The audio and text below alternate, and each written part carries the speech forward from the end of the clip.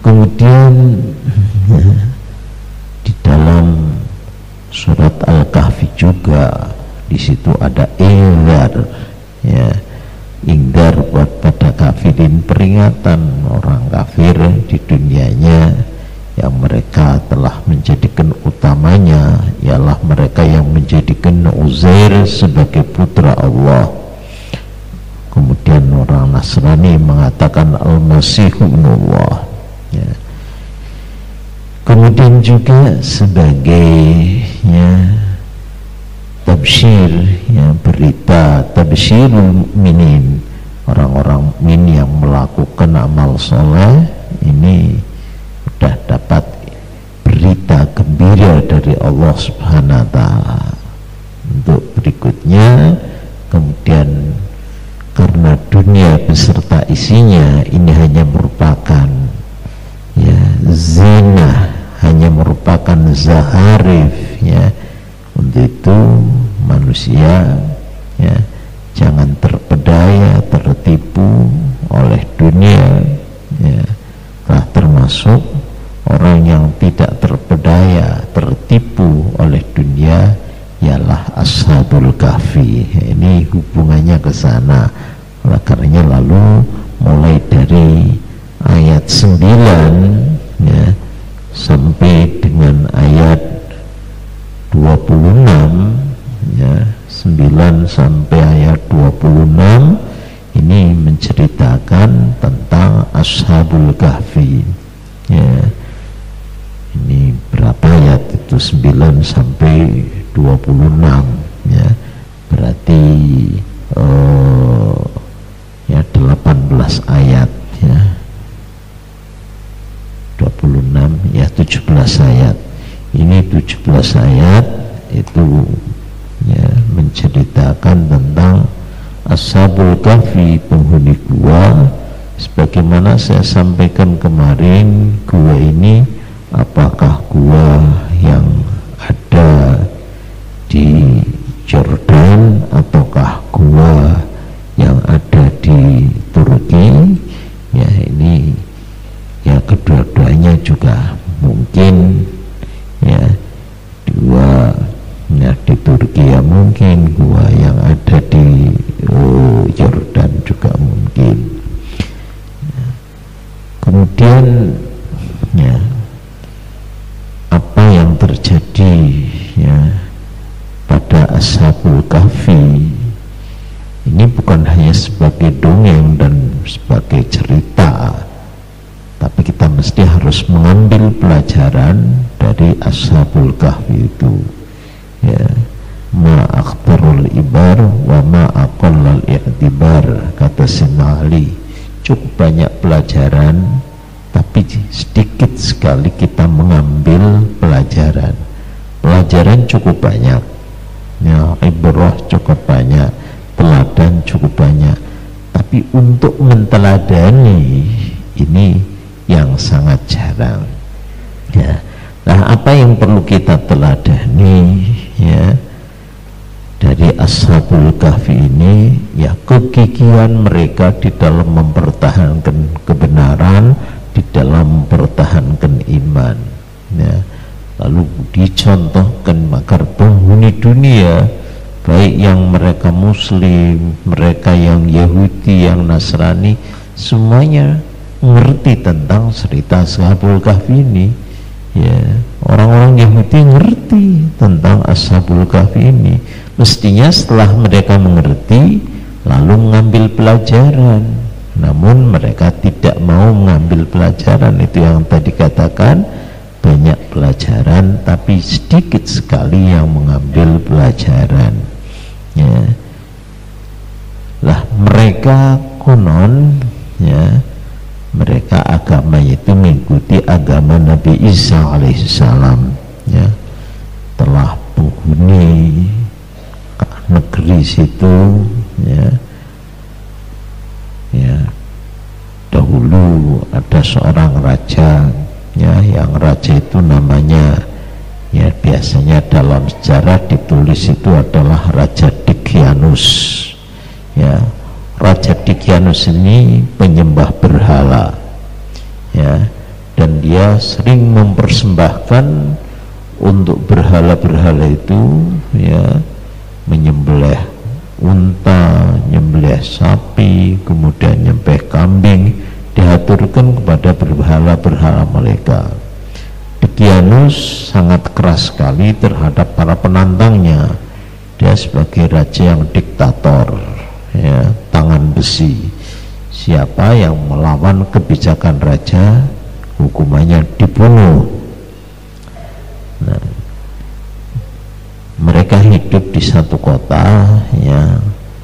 Kotanya kalau istilahnya orang-orang Rum mengatakan itu kota Apsus, tapi orang Arab mengatakan kata Torsus, ya. Lah karena sang raja itu, ya,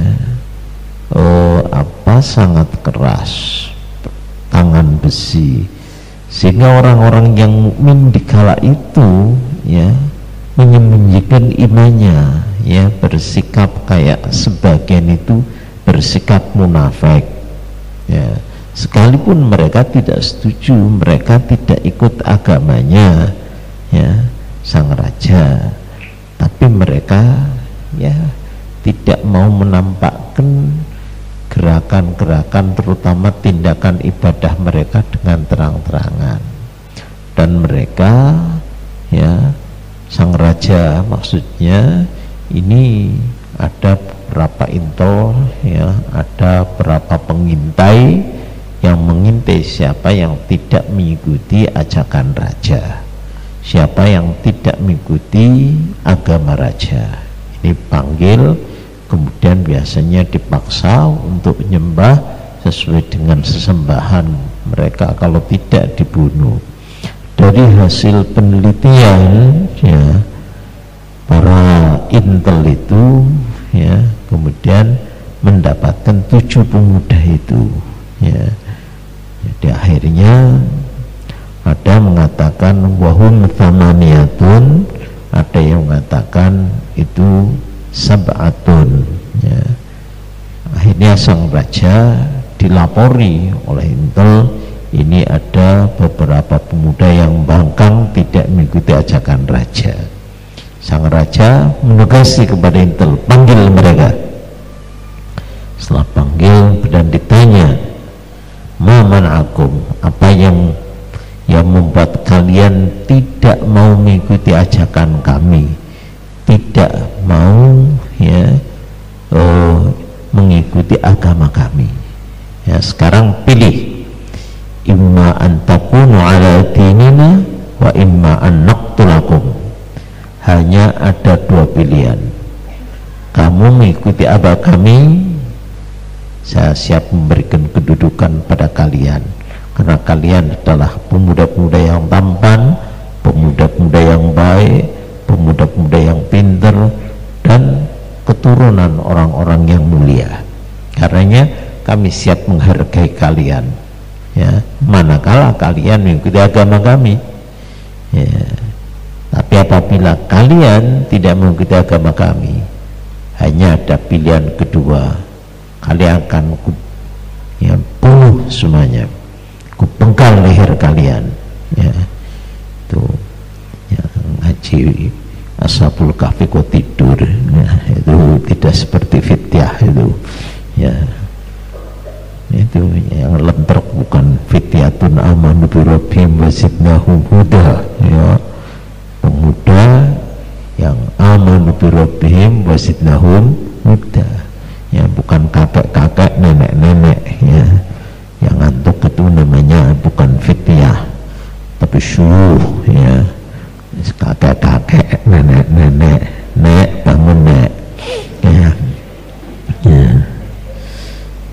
Baiklah para sekalian, ini pemuda yang tampan, ya, diberi 2 pilihan, menyerah mengikuti agama sang raja atau, ya, dibunuh.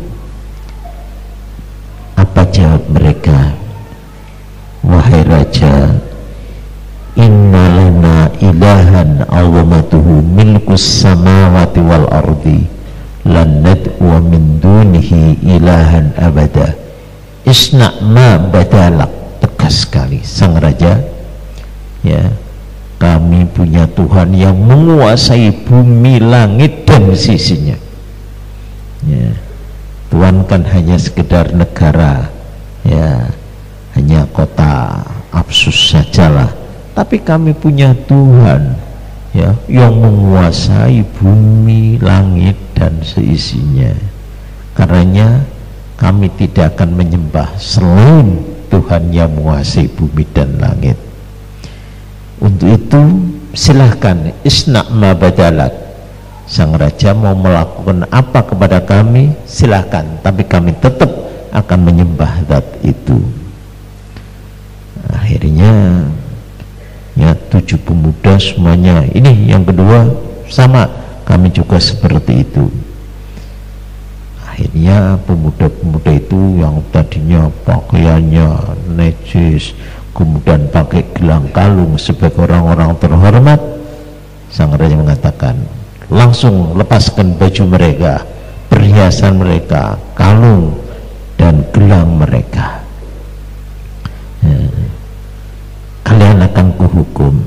Ya, siapa di negara ini, ya, yang bisa menghalang-halangi saya? Tidak satu pun orang berani katakan, ya, melanggar perintah saya. Karena kalian pun juga begitu. Namun kami tahu, ya, kalian adalah pemuda, kalian adalah orang yang otaknya hidup. Karenanya saya tidak ingin kalian, ya, mati, tidak ingin kalian itu jadi korban, ya, korban ketegasan kami. Ya, saya masih berharap, ya, otak kalian itu yang sehat, nggak usah berpikir, ya, pilih mati atau pilih hidup. Pikir, ya, kalau pilih hidup, udahlah, ayo sembah Tuhan kami. Tapi kalau kalian pilih mati, sayang kalian itu pemuda hidup tapi kok masih muda kayak gitu ikut mati. Dan saya beri kesempatan, ya, saya beri kesempatan selama beberapa hari ini agar kalian berpikir. Ya, terus akhirnya pemuda tersebut, ya, pulang kembali ke rumah mereka masing-masing. Setelah berunding, gini saudara-saudara sekalian, kami ini, ya, kan punya harta peninggalan daripada orang tua kami. Bagaimana kalau harta kami itu kita kumpulkan jadi satu, sebagian nanti kita sedekahkan, sebagian sebagai bekal kita sudah pergi meninggalkan negara yang rajanya zalim ini. Akhirnya mereka setuju, ya, mereka wattafaqu ala ayyakhudha kullu wahidin minkum nafaqatan min baiti abi yatasaddaqu ba'daha wa yatasaddaqu wa yatazawwadu bil baqi. Akhirnya mereka, ya, pergi meninggalkan kota setelah mereka menyerahkan sebagian hartanya kepada fakir miskin. Mereka pergi ke satu gunung, ya, yang gunung tersebut, ya, namanya yuqullahu Yanjalus, kota Yanjalus, ya. Nah, dalam perjalanan mereka pergi dibuntuti oleh anjing, ya. Nah, ini anjing ini sekalipun berulang kali diusir tetap ikut saja, ya. Nah, kemudian mereka lo mengatakan, anjing ini kok cerewet banget sih, katakan ikut terus.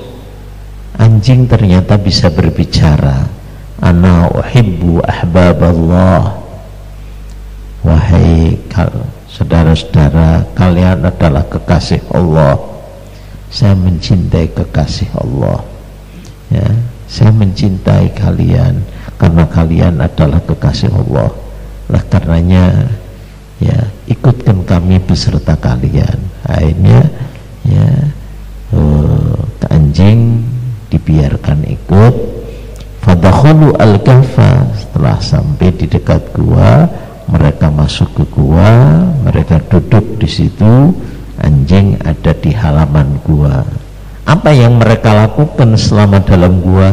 laisa lahum amalun illa shalah wassiyam wattasbih wattahmid. Selama di dalam gua mereka tidak ada kerjaan selain sholat, puasa, tasbih, tahmid, terus demikian itu lah. Kemudian mereka ya sebagai manusia ya tetap butuh makan dan minum.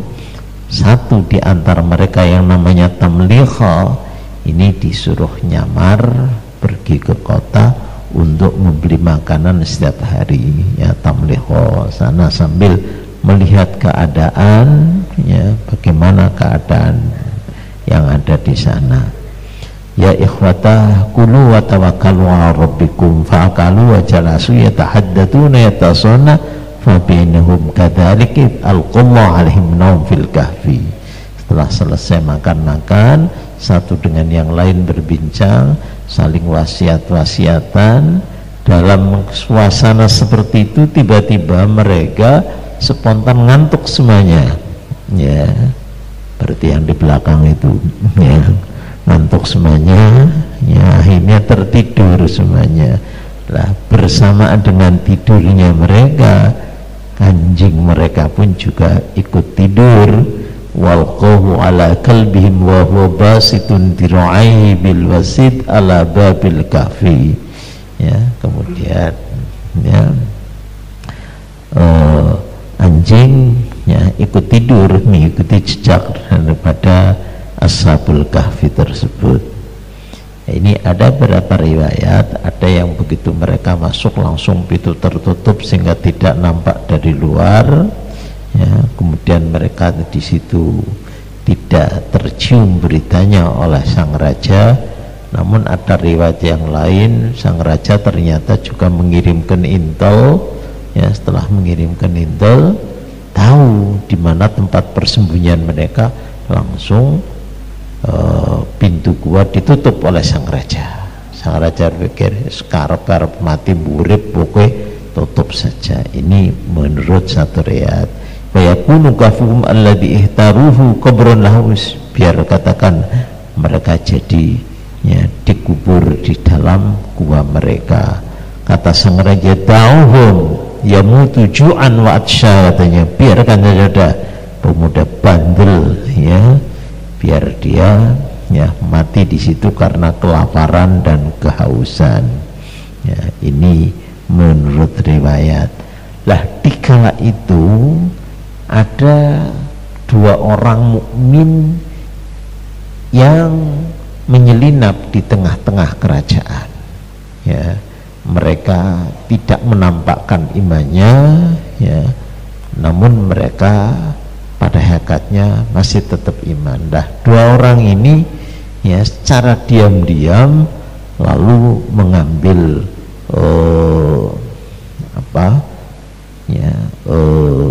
semacam benda. Ada yang mengatakan itu adalah batu ya, ada yang mengatakan itu terbuat dari ya baja lah ya, kayak baja lah.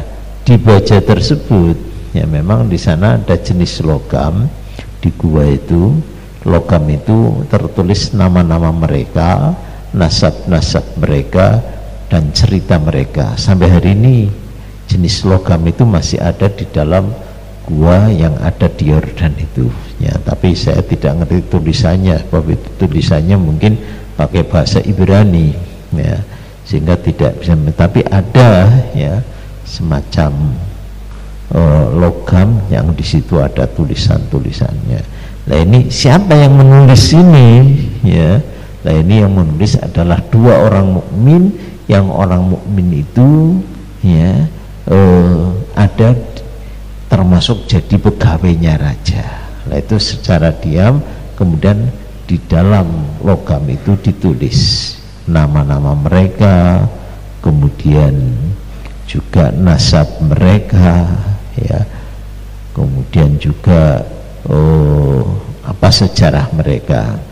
Masuk dalam peti kemudian ditaruh di dalam bangunan. Dekat bangunan itu mereka mengatakan la Allah yadhhir ala haula'il fityah qaum mu'minin qabla yaumil qiyamah.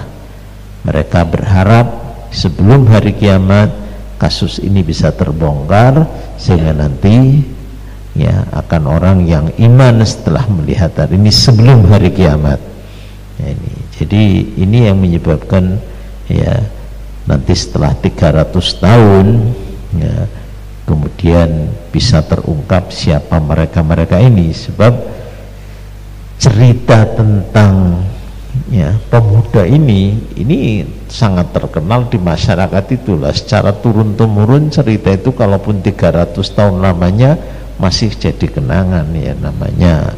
Ya seperti di kita sendiri di Indonesia kadangkala ada legenda, kalaupun kasus tersebut sudah berjalan ratusan tahun, apalagi yang ditulis dalam sejarah, namanya ceritanya Ken Arok. Sampai sekarang orang di Indonesia kenal Ken Arok. Ya siapa Ken Arok itu, siapa Mpu Gandring itu, orang kenal ceritanya Mpu Gandring dan Ken Arok, kalaupun sudah lewat beberapa tahun, ratus tahun yang silam. Ya kalau saja itu kasus terjadi pada tahun 1300 dan 400-an, sekarang sudah tahun ya 2000 lebih, berarti cerita Ken Arok kan sudah lewat berapa tahun itu, 600 tahun lebih. Tapi nyatanya ya orang-orang sekarang juga kenal Mpu Gandring, kenal Ken Arok dan lain sebagainya. Nah apalagi ya tentang 7 pemuda ini ya didengar, dimengerti oleh kaum, bagaimana sejarah mereka ya. Wa marra ba'dhum ba'dahu sinun wa qurun wa taghayyarul muluk. Dalam masa 300 tahun ini ya silih berganti siapa yang jadi penguasa di dalam negara tersebut, sampai nantinya setelah 300 tahun Allah Ta'ala bangunkan mereka. Insyaallah kita ceritakan pada pengajian mendatang.